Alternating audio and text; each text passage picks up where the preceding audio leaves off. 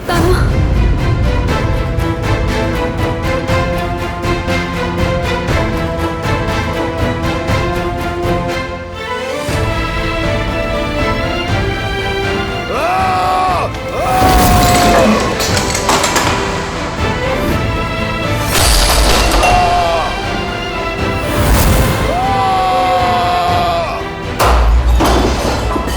भाई, भाई,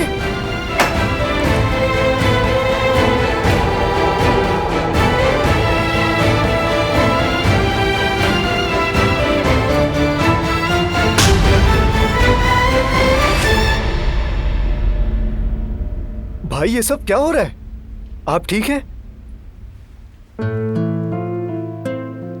ठीक हूँ जेहान, ठीक हूँ, कुछ नहीं हुआ। भाई आखिर हुआ क्या है? कुछ तो बताएं मुझे, कोई बुरी खबर है क्या? मत पूछो जेहान। भाई कैसे नहीं पूछूं आपसे? आखिर हुआ क्या है? प्लीज कुछ तो बताएं मुझे।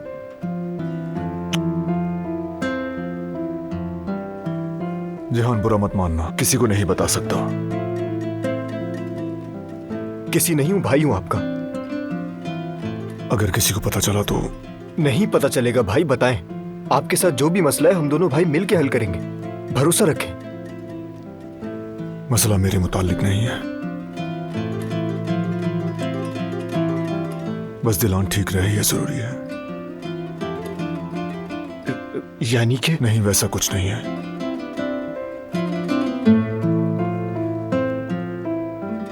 ठीक है, मैं तुम्हें बताता हूं।